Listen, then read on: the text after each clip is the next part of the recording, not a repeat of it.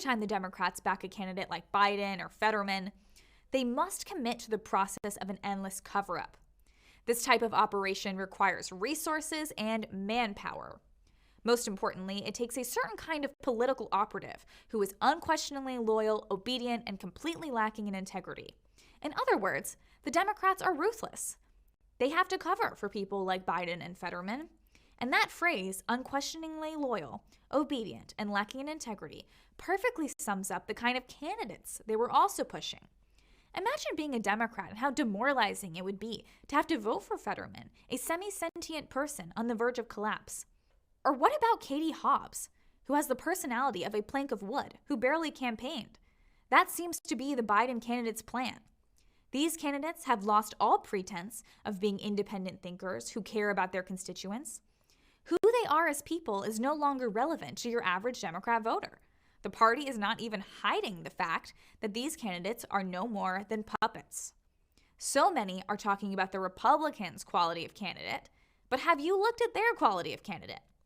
This is the quality of candidate you get when you have to firewall any and all independent thinkers who might voice an unapproved opinion.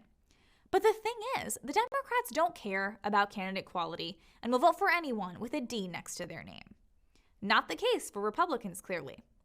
Another upshot of having to vote for anyone with a D next to their name, while it keeps the Dems unified for now, it keeps people disengaged from them.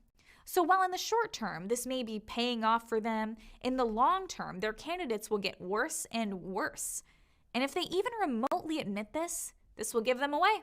The Democrats can't even tacitly embrace the truth that it's time for them to acknowledge Biden's failures. But they won't.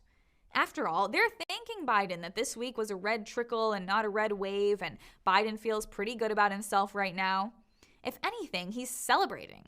He's actually recently said it's his plan to run for president in 2024. Amazing, because honestly, we should be able to beat him in 2024. But again, if there's anything we've learned, it's that we cannot count our chickens before they hatch. We need to get tough on the ground game, not assume we'll win, make sure that we do all we can to win. Because what they've done so far has been so successful. This puts them at an even further removed place from the average voter. Expect Democrats to become even less responsive to their constituents' needs over the next few years, by the way, because they've likely learned from this election that what they're doing is working. So expect more inflation, expect gas prices to be bad, and expect the worst. I'm sorry, but it's true. Hopefully Republicans can derail Biden, but that's not a magic solution here.